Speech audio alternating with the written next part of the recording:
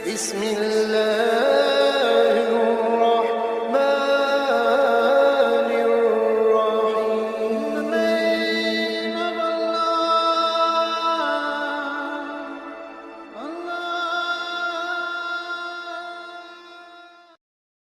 الرحمن الرحیم نحمده ونصلی علی رسوله الکریم اما بعد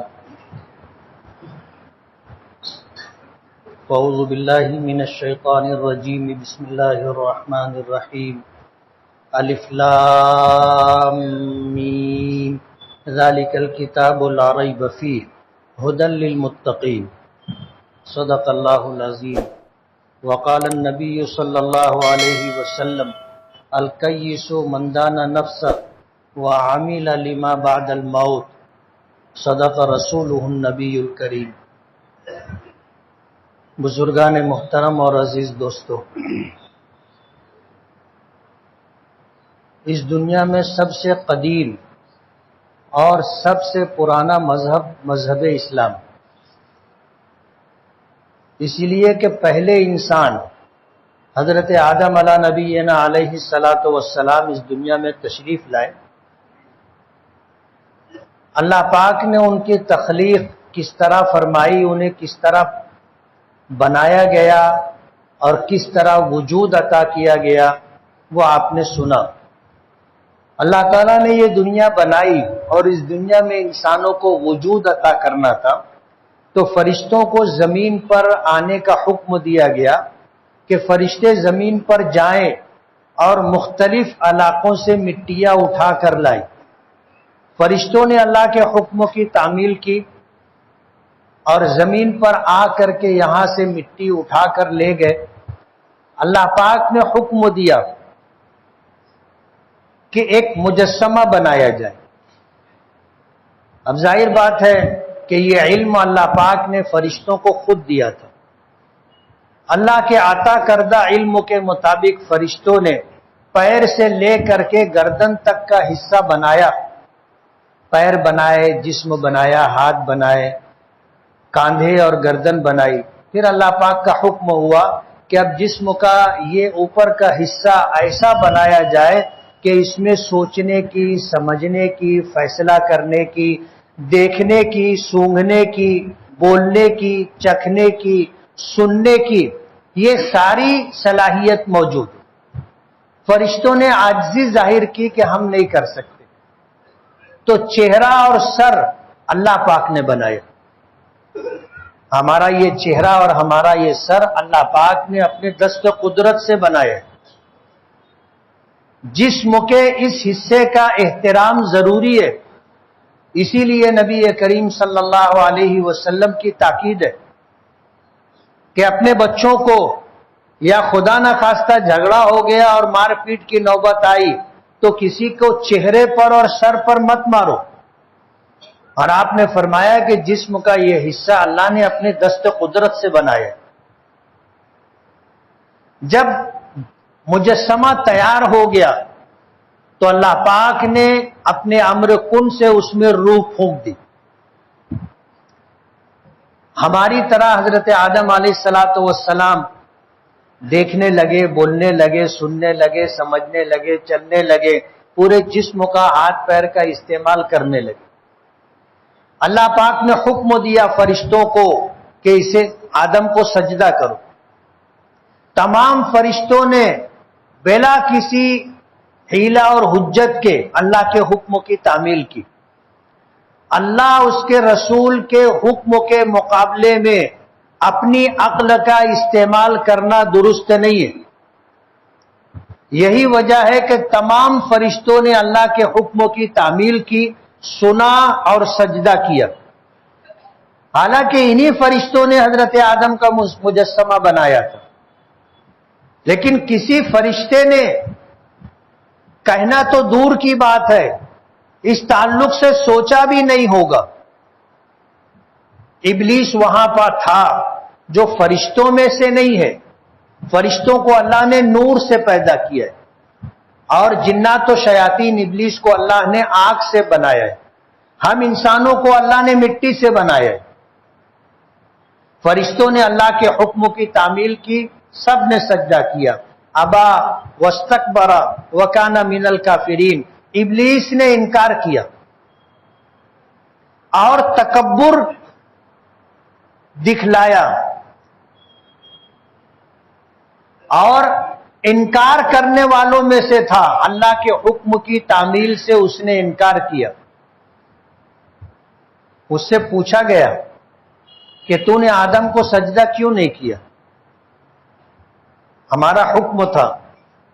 تو اس نے عقل کا استعمال کیا، حجت کی، اور کہا خلقتنی من نار وخلقتہ من طین، آپ نے مجھے آگ سے بنایا ہے، آگ سے پیدا کیا ہے، اور آدم کو مٹی سے بنایا گیا ہے۔ کہنے کا مقصد یہ تھا کہ آگ میں علو ہے، بلندی ہے، آپ آگ جلاؤ، جب آگ جلتی ہے تو اوپر کی طرف اٹھتی، اور مٹی میں پستی ہے، وہ نیچے جاتی ہے۔ تو اس نے اپنا بلند ہونا اور آدم علیہ الصلوۃ والسلام کا مٹی سے بنائے جانے پر ان کے پست ہونے کی دلیل دی کہ میں مرتبے میں بلند ہوں، مجھے آگ سے بنایا گیا ہے، آدم کو مٹی سے بنایا گیا ہے، میں آدم کو کیسے سجدہ کروں؟ انکار کیا، اور اسی انکار کی وجہ سے اللہ پاک نے ابلیس کو آسمانوں سے اتارا، زمین پر تا قیام قیامت رہنے کا حکم دیا۔ لیکن یہ ابلیس وقتاً فوقتاً آسمانوں پہ جایا کرتا تھا، فرشتوں کے ساتھ بیٹھا کرتا تھا، ان کی باتیں سنا کرتا تھا۔ اللہ پاک کی طرف سے فرشتوں کو جو حکم دیا جاتا تھا، اگر کوئی بات اس کے کان میں پڑ جاتی تو وہ زمین پر آ کر کاہن اور جادوگروں کو وہ بات بتایا کرتا تھا کہ دنیا میں یہ انقلاب آنے والا ہے، یہ تبدیلی ہونے والی ہے، کسی کو خوشی ملنے والی ہے، کسی کے یہاں اولاد ہونے والی ہے، کسی کا انتقال ہونے والا ہے، طوفان آنے والا ہے، انقلابات زمانہ، کوئی بات بھی ہوتی تھی وہ کاہنوں اور جادوگروں کو بتاتا تھا۔ حدیث پاک میں آتا ہے، حضور نے فرمایا، بخاری شریف کی روایت ہے کہ یہ کاہن اور جادوگر لوگ شیطان کی اس ایک بات کے ساتھ 100 جھوٹ ملا کر کے اس کو وائرل کر دیا کرتے تھے، لوگوں میں چلا دیا کرتے تھے۔ اب ظاہر بات ہے اس میں ایک بات وہ ہوتی تھی جو فرشتوں کو اللہ پاک کی طرف سے حکم ملا ہوتا تھا، اور وہی بات شیطان ابلیس سن کر کے آیا، اس نے کاہن اور جادوگر کو بتایا، تو وہ لوگ اس سچ بات کے ساتھ 100 جھوٹ ملاتے تھے۔ جب وہ سچ وجود میں آتا تھا تو لوگ اس کو دیکھ کر کے کاہن کی اس بات پر اعتماد اور بھروسہ کر لیتے تھے، اور اس ایک بات کے صحیح ہونے کے ساتھ بقیہ تمام غلط اور جھوٹ بات کو بھی سچ مان لیتے تھے۔ اور یہ سلسلہ چلتا رہا، ابلیس کا آسمانوں پر آنا جانا، فرشتوں کے ساتھ اٹھنا بیٹھنا، سب کچھ ہوتا رہا۔ لیکن جب اللہ پاک نے ہمارے آقا جناب رسول اللہ صلی اللہ علیہ وسلم کو مبعوث کرنا چاہا کہ آپ اس کائنات میں تشریف لائیں گے اور آپ کو نبوت و رسالت سے سرفراز کیا جائے گا، اللہ پاک نے یہ فیصلہ کر دیا کہ اب ابلیس آسمانوں پر نہیں آئے گا، اس کی آمد و رفت بند کر دی گئی، اور ستاروں کو مامور کیا گیا کہ اگر یہ آسمان پر آنے کی کوشش کرے تو ستارے اس کو ٹوٹ کر کے لگیں۔ ہم جو تاروں کو گرتا ہوا ٹوٹتا ہوا دیکھتے ہیں، اور ہم جسے شہاب ثاقب کہتے ہیں، یہ اللہ پاک کے حکم کی تعمیل میں ہوتا ہے کہ جب ابلیس آسمان پہ جانے لگتا ہے، کوشش کرتا ہے، تو یہ ستارے اس کو مارتے ہیں، اس کو زمین پر گرا دیتے۔ یہ زخمی ہو کر کے کبھی تو مر جاتا ہے، کبھی تو مر جاتا ہے جو اور شیاطین ہوتے ہیں۔ ابلیس کو تو اللہ پاک نے قیامت تک کی زندگی دی ہے، لیکن جو زخمی ہو جاتے ہیں، مرتے نہیں ہیں، وہ جنگلات میں آنے جانے والے لوگوں کو بہکاتے ہیں، گمراہ کرتے ہیں، جنہیں قول بیابانی کہا جاتا ہے۔ نبی کریم صلی اللہ علیہ وسلم کی جب بعثت ہونے والی تھی تو یہ ایک انقلاب اس دنیا میں آیا تھا، اور ابلیس نے اپنی تمام ذریت کو، شیاطین کو حکم دیا تھا کہ تم دنیا میں گھومو، دیکھو کون سا ایسا کام ہوا ہے یا ایسی کون سی چیز وجود میں آئی ہے جس کی وجہ سے ہمارا آسمانوں پر آنا جانا بند ہو گیا۔ تو جنات و شیاطین کی جماعتیں پوری دنیا میں گھومتی رہی، پھرتی رہی، اور اس بات کو تلاش کرتی رہی کہ کیا ہوا ہے جس کی وجہ سے اب ہمارا آسمانوں پر آنا جانا بند ہو گیا۔ بخاری شریف کی روایت ہے، جنوں کی کوئی جماعت اس وقت مکہ مکرمہ کے آس پاس سے گزری، نبی کریم صلی اللہ علیہ وسلم فجر کی نماز پڑھا رہے تھے اور نماز میں قرآن کریم کی تلاوت کر رہے تھے۔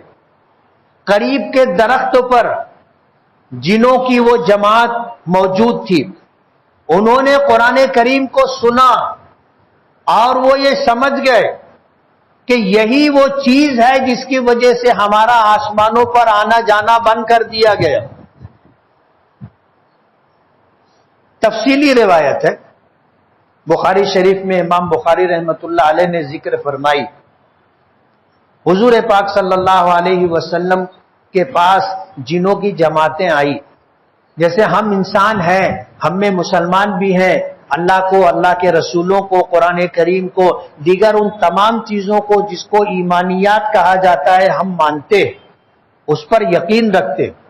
لیکن انسانوں میں ایسے لوگ بھی ہیں جو اللہ کو نہیں مانتے، دہریہ اور ناستک کہلاتے۔ ایسے لوگ بھی ہیں جو انبیاء کرام کو نہیں مانتے، قرآن کریم کو نہیں مانتے، مشرک بھی ہیں، کافر بھی ہیں۔ اسی طرح جنوں میں بھی، شیاطین میں بھی اہل ایمان بھی ہیں اور مشرک و کافر بھی ہیں۔ ہم جس طرح 5 وقتہ نماز پڑھتے ہیں، ہمارے ساتھ وہ جن لوگ بھی نماز پڑھتے ہیں جو اہل ایمان، ہمیں نہیں دکھائی دیتے۔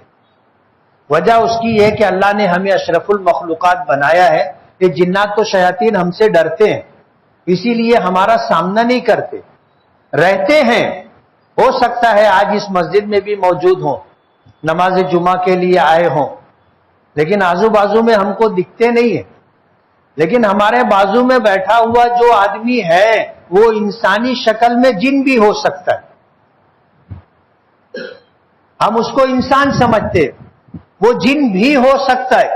اللہ نے انہیں یہ قدرت دی ہے کہ وہ نبی کریم صلی اللہ علیہ وسلم کی شکل و شباہت تو اختیار نہیں کر سکتے، لیکن پوری دنیا میں جس کی شباہت اختیار کرنا چاہیں اس کی شباہت اختیار کر سکتے۔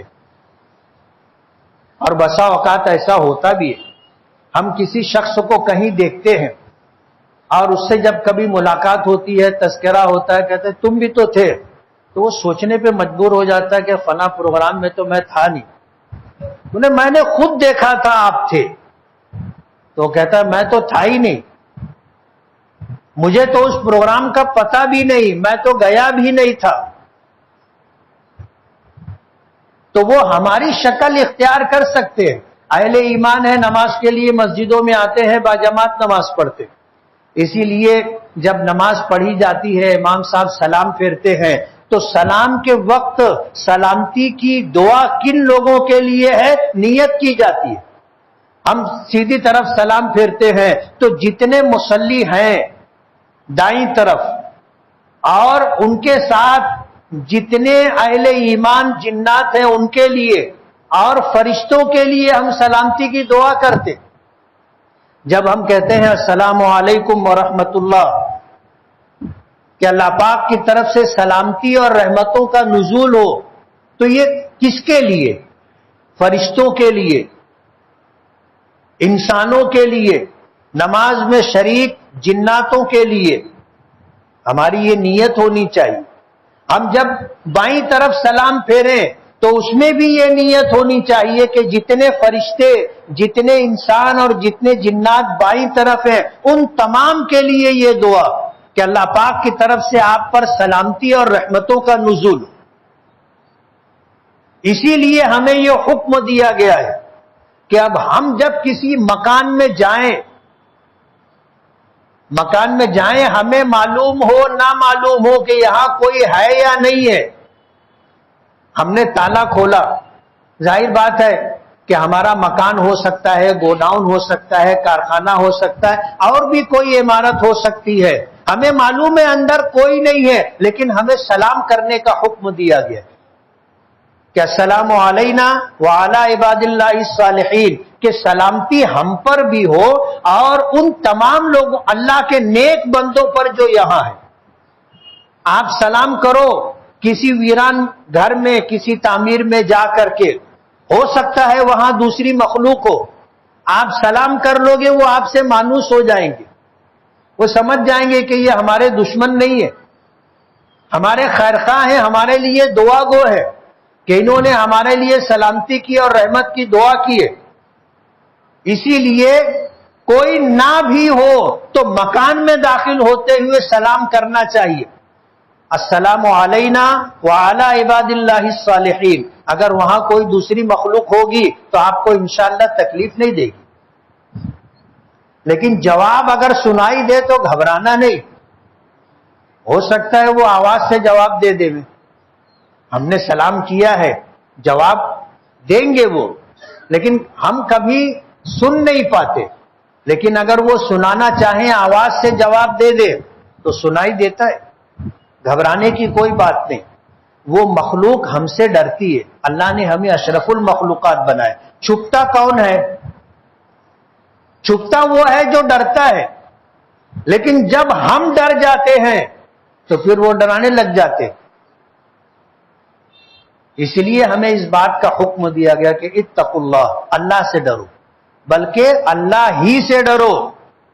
سبب کے درجے میں جو خوف ہوتا ہے اس کی حیثیت الگ ہے، لیکن عقیدے کے اعتبار سے آدمی کو صرف اللہ سے ڈرنا چاہیے، اس لیے کہ اس کائنات میں متصرف اللہ کی ذات ہے، اللہ کی مرضی کے بغیر کچھ بھی نہیں ہوتا، جو ہوتا ہے اللہ کی مرضی سے ہوتا ہے، جو بھی ہوتا ہے اللہ کی مرضی سے ہوتا ہے۔ تو جنات و شیاطین کا آسمانوں پہ آنا جانا بند کر دیا گیا۔ وجہ اس کی یہ تھی کہ اللہ پاک نے جب قرآن پاک نازل کرنے کا فیصلہ فرمایا تو اس کے تحت یہ فیصلہ کیا کہ اب جنات و شیاطین آسمان پر نہ جا سکے۔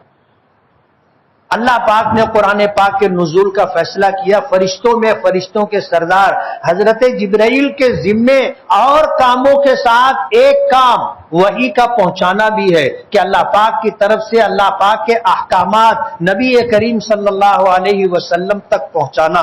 تو یہ قرآن کریم آسمانی کتابوں میں ایسی کتاب ہے کہ جس کی کتابت کے ساتھ خود اللہ پاک نے تلاوت بھی فرمائی، اسی لیے اسے کلام اللہ بھی کہا جاتا ہے کہ یہ اللہ کا کلام۔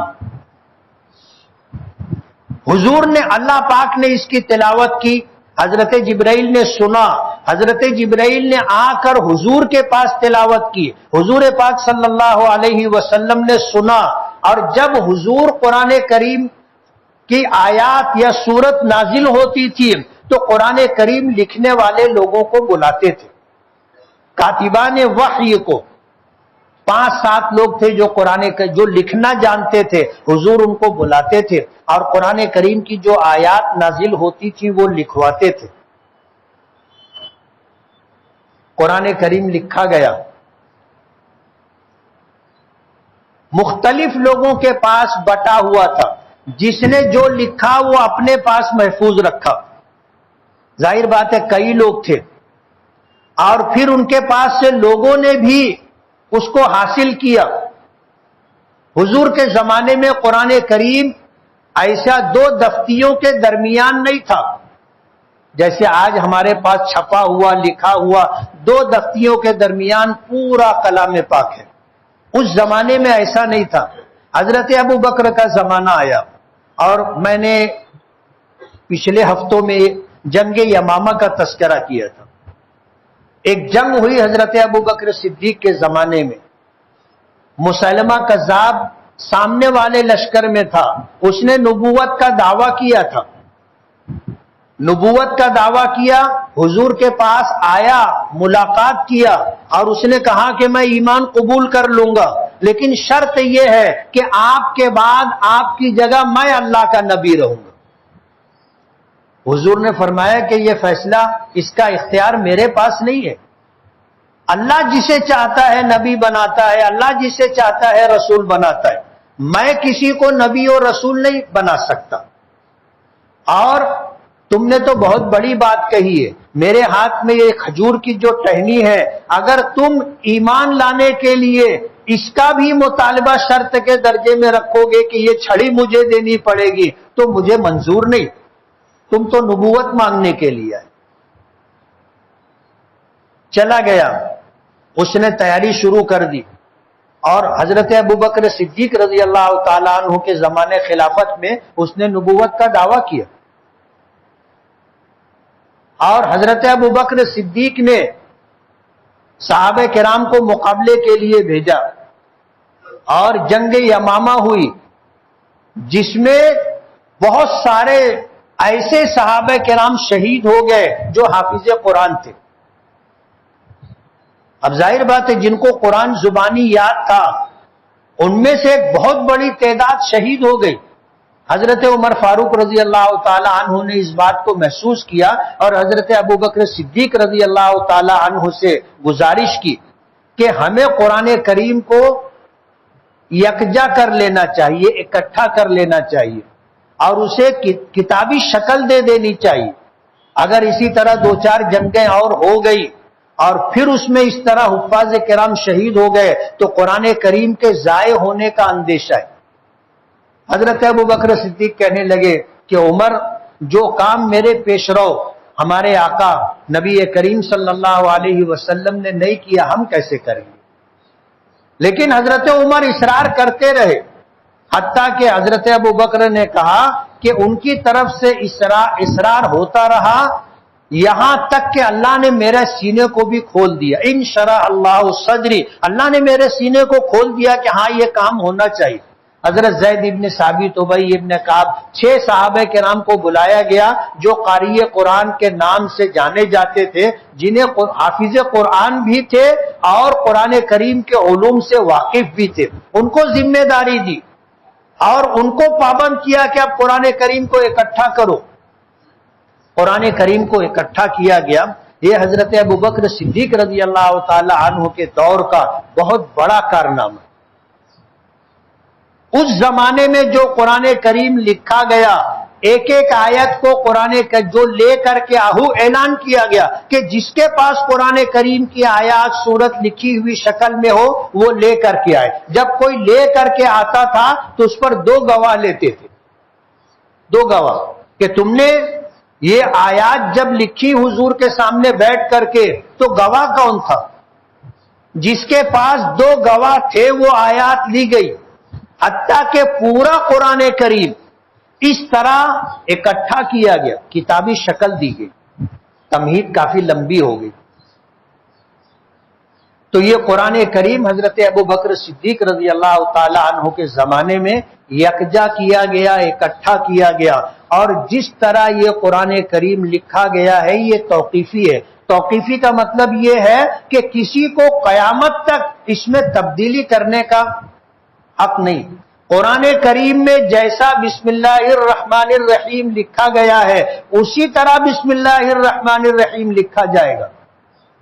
حالانکہ عربی رسم الخط کے اعتبار سے اگر دیکھو گے تو با ایک الگ حرف ہے اور اسم ایک الگ لفظ ہے. لکھا جائے گا تو با کے بعد الف لکھا جائے گا، پھر سین اور میم لکھا جائے گا، یعنی اسم اسی کے ساتھ با کو جوڑ دیا گیا، یہ بسم ہوا، الف نہیں پڑھا جائے گا. لیکن قرآن کریم میں الف کے ساتھ بسم اللہ نہیں لکھا ہے، اس لیے قیامت تک کسی کو اجازت نہیں ہے کہ وہ اس میں تبدیلی کرے. تو اس کا رسم الخط بھی توقیفی ہے، جیسا ہے قیامت تک ویسا ہی رہے گا، اس میں تبدیلی کا حق کسی کو نہیں ہے. یہ تو لفظ الفاظ کی بات ہو گئی. قرآن کریم کے جو معانی و مفاہیم ہیں اس میں بھی پھیر بدل کی کسی کو اجازت نہیں. بڑے سے بڑا عالم ہوگا، تنہا ہو یا اکیڈمی ہو، کسی کو اجازت نہیں ہے قرآن کریم میں کسی طرح کے تصرف کی. یہ آسمانی کتاب ہے اور قیامت تک اسی طرح من و عن رہے گی.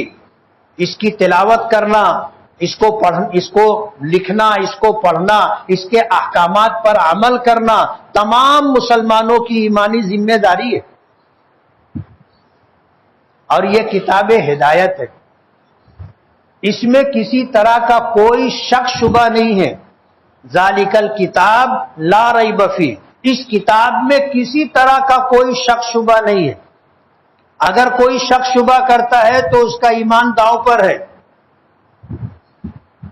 ایمان داؤ پر ہے اس کا. پوری امت کا قرآن کریم کے رسم الخط کے توقیفی ہونے پر، اس کے معانی و مفاہیم کے متعین ہونے پر اجماع ہے. اسی لیے کسی مفسر کو اس کی اجازت نہیں ہے کہ وہ اپنی طرف سے قرآن کریم کی کوئی تفسیر کرے، جس کو تفسیر بالرائے کہا جاتا ہے، کہ اپنی رائے سے قرآن کریم کی آیت کا ترجمہ اور تفسیر کر لینا نہیں. ہمیں نبی کریم صلی اللہ علیہ وسلم نے قرآن کریم کے آیات کے جو معانی و مفاہیم بتائے ہیں اور صحابہ کرام کے ذریعے ہم تک پہنچے ہیں وہی متعین ہے. ہم اپنی طرف سے کوئی تفسیر نہیں کر سکتے. اس کو تفسیر بالرائے کہا گیا. نبی کریم صلی اللہ علیہ وسلم نے منع فرمایا کہ آج تم جو بات کر رہے ہو سکتا ہے وہ ان معانی و مفاہیم سے مطابقت رکھتی ہو جو حضور اور صحابہ سے ہم تک پہنچائے، لیکن تمہارا یہ طریقہ غلط ہے. آج اگر تمہاری بات صحیح ہے تو کل غلط بھی ہو سکتی ہے. تو قرآن کریم میں تم اپنی رائے سے، اپنی عقل استعمال کر کے کوئی معنی متعین کرنا چاہو جو اللہ کے رسول صلی اللہ علیہ وسلم اور صحابہ کرام سے منقول معنی و مفاہیم سے مطابقت نہ رکھتا ہو تو وہ رد ہے، مانا نہیں جائے گا. آج کی یہ بات میں نے بہت آسان کر کے آپ کو بتائی تاکہ قرآن کریم کی تاریخ آپ کو معلوم ہو جائے. حضرت ابو بکر کے زمانے میں جو قرآن لکھا گیا تھا، حضرت عثمان غنی کے زمانے میں اسی قرآن کو سامنے رکھ کر کے اس کے 7 نسخے تیار کیے گئے اور تمام عالم میں بھیجا گیا اور حکم دیا گیا کہ اب اسی کے مطابق قرآن کریم لکھا جائے گا اور اسی کے مطابق پڑھا جائے گا. باقی جتنا لوگوں کے پاس لکھا ہوا ہے کہا کہ اس کو ضائع کر دو. اگر وہ رہے گا تو اختلاف پیدا ہو سکتا ہے. جس کے پاس جو ہے سب ضائع کر دو. اب جو ہوگا اسی قرآن پاک کے نسخے کے متعلق ہوگا. وہی قرآن آج ہمارے پاس ہے اور ہمارا اس پر ایمان ہے کہ یہ کتاب الہی ہے، یہ کلام الہی ہے. اس کی تعلیم مدرسوں میں دی جاتی. آج کی میری بات سے شاید آپ نے اندازہ کیا ہوگا کہ علم دین کس کو کہتے ہیں اور تاریخ دین کس کو کہتے ہیں. قرآن کریم کی مختصر سی تاریخ میں نے ذکر کی کہ آپ کو سمجھ میں آئے. مدارس دینیہ میں اسی بات کی تعلیم دی جاتی.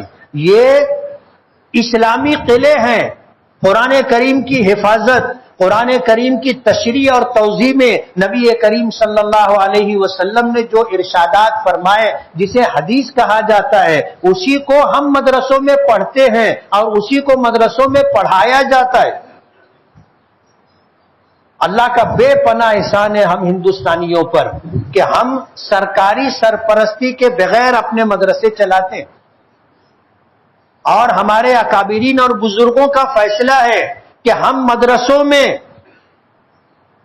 سرکار کی کوئی مدد نہیں لیں گے. مدرسہ بورڈ بنا کر کے یو پی اور بہار میں تھا، پورے ہندوستان میں، لیکن یو پی اور بہار کے لوگوں نے مدرسہ بورڈ سے اپنے آپ کو جوڑا. سرکار کی طرف سے آپ کو سائنس سے پڑھانا پڑے گا، جغرافیہ پڑھانا پڑے گا، آپ کو لسانیات میں مراٹھی، ہندی، انگلش پڑھانی پڑے گی. تھوڑے دنوں میں سنسکرت بھی آ جائے گی کہ آپ کو وہ بھی پڑھانی پڑے گی. سرکار تنخواہ دے رہی تھی. یہ مدرسہ بورڈ سے جڑے ہوئے تھے. کہتے نا کہ خدا شر برانگیزد کہ خیر ما درا باشد. کوئی ایسی چیز وجود میں آتی ہے جس کو ہم سمجھتے ہیں کہ یہ تو بہت برا ہوا، لیکن اس میں خیر ہوتی. مدرسہ بورڈ سے مدرسے کے لوگ نہ جڑے، یہ ہمارے اکابرین اور بزرگوں کا فیصلہ تھا. بہت سارے لوگوں نے نہیں مانا، مدرسہ بورڈ سے جڑ گئے، موٹی موٹی تنخواہ لیتے رہے. اب یوگی سرکار جب آئی تو ان کو دن میں تارے دکھنے لگے نا. ظاہر بات ہے سرکار سے تنخواہ لے رہے ہو تو سرکار کی بات بھی ماننی پڑے گی.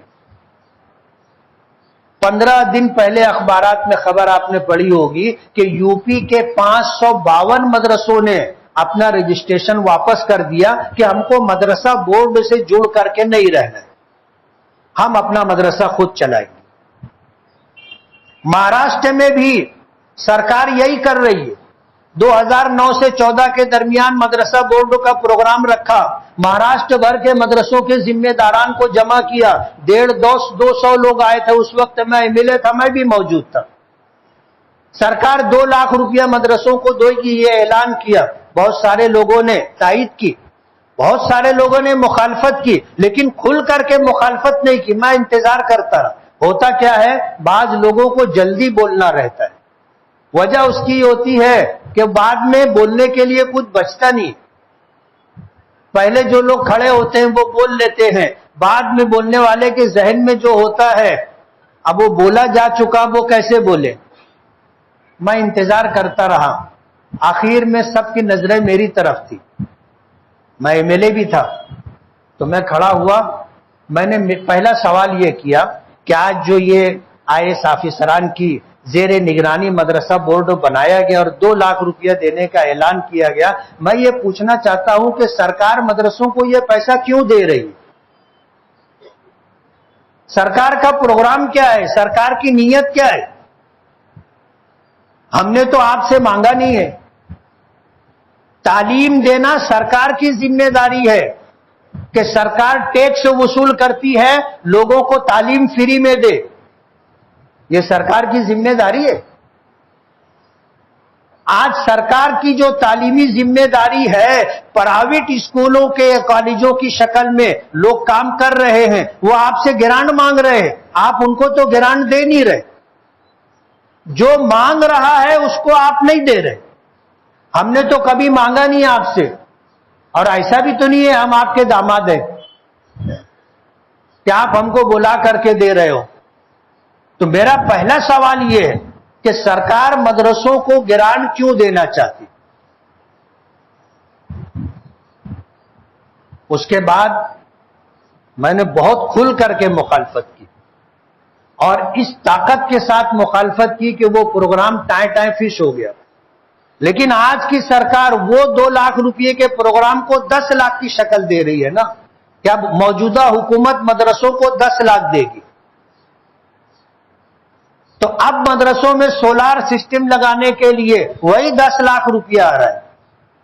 ہماری بدنصیبی یہ ہے کہ ہم اپنی مسجدوں کو بھی مدرسوں کے نام سے چلاتے.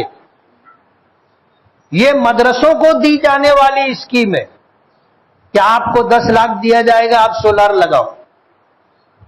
یہ ہمارے مدرسوں میں گھسنے کا راستہ بنایا جا رہا ہے. آپ سمجھ رہے ہو؟ یو پی اور بہار کے لوگ پٹ پٹا کر کے اپنا رجسٹریشن واپس کر رہے ہیں. آگے سرکار یہ دینے کے لیے سرکار سب کچھ مانگ رہی ہے نا. نام کیا ہے، زمین کتنی ہے، ملکیت کتنی ہے، بجٹ کتنا ہے، سال کی آڈٹ رپورٹ ہے کہ نہیں ہے، یہ سارا آپ کا بیوڑا لے لے گی. اور 10 لاکھ روپیہ دے کر کے کروڑوں کی آپ کی ملکیت سرکار جمع کرے گی. وقف کے تعلق سے تو مصیبت کیا آئی ہوئی ہے آپ کو پتہ ہے.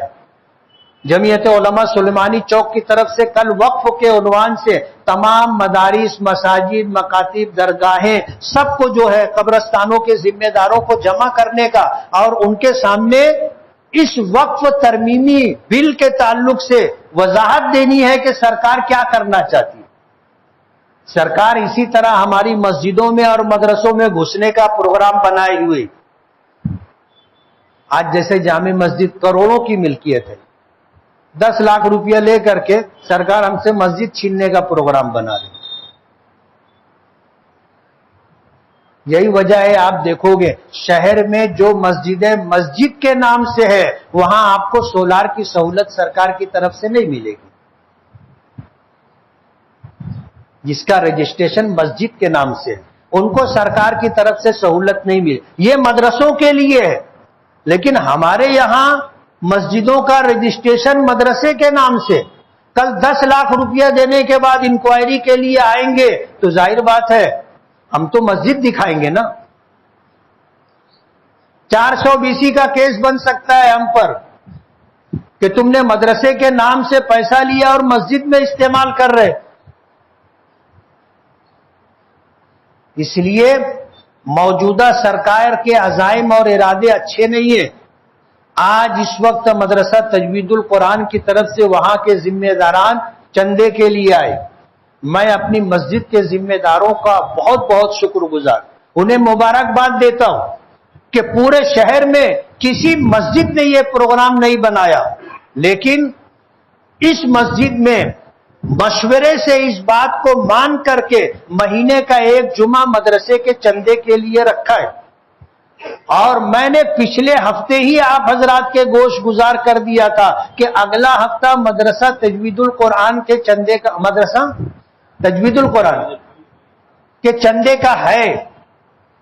آپ لوگ جب کپڑا بدلے تو اتارے ہوئے کپڑے میں سے پیسہ نکال کر پہنے ہوئے کپڑے میں ڈال کر کے آئے، ایسا نہ ہو کہ کپڑا پیسہ اتارے ہوئے کپڑے کی جیب میں رہ جائے۔ اور وہ جو ایک واقعہ میں نے سنایا تھا، جب ڈبہ مسجد کا گھومنے لگا تو ایک صاحب نے جیب میں ہاتھ ڈالا، نکالا اور نکال کر کے 10 کا ایک ڈالر ڈبے میں ڈالا، ٹن سے آواز آئی۔ پیچھے سے ایک آدمی نے 2000 کا نوٹ دیا تو اس آدمی نے 2000 کا نوٹ لیا اور یہ سمجھا کہ ڈبے میں ڈالنے کے لیے ہے تو اس نے ڈبے میں ڈال دیا۔ تو پیچھے والے نے بتایا کہ آپ جیب میں ہاتھ ڈالے نکالے تو یہ 2000 کا نوٹ باہر گر گیا تھا۔ اچھا تعاون کرو مدرسوں کا، ہم سرکار کی سرپرستی کے بغیر مدرسہ چلاتے، ہمیں سرکار کا کوئی تعاون نہیں چاہیے، یہ ہمارے لیے سعادت اور خیرخواہی اور بھلائی کی بات ہے۔ اللہ کے راستے میں جو خرچہ کر دیا وہ مال اپنا، اور جو چھوڑ گئے وہ دوسروں کا۔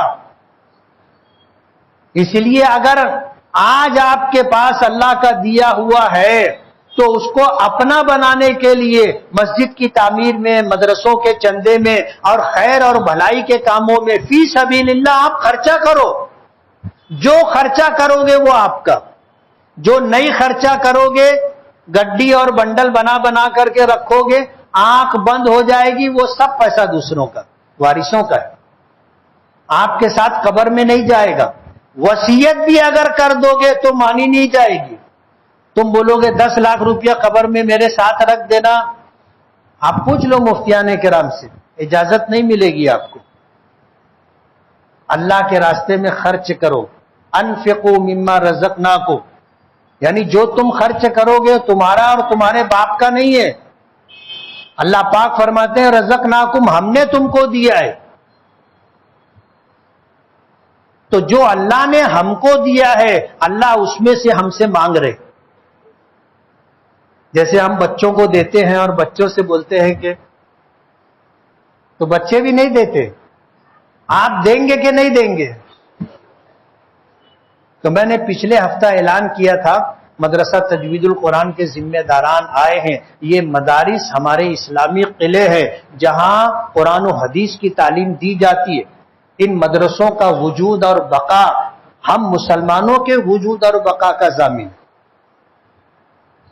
تو مدرسہ تجوید القرآن کے ذمہ داران آئے ہیں، آپ جب نماز سے فارغ ہوں گے تو ہم نے مسجد کا چندہ اس ہفتہ نہیں رکھا ہے، جب مدرسے کا چندہ ہوتا ہے ہم مسجد کا چندہ نہیں کرتے۔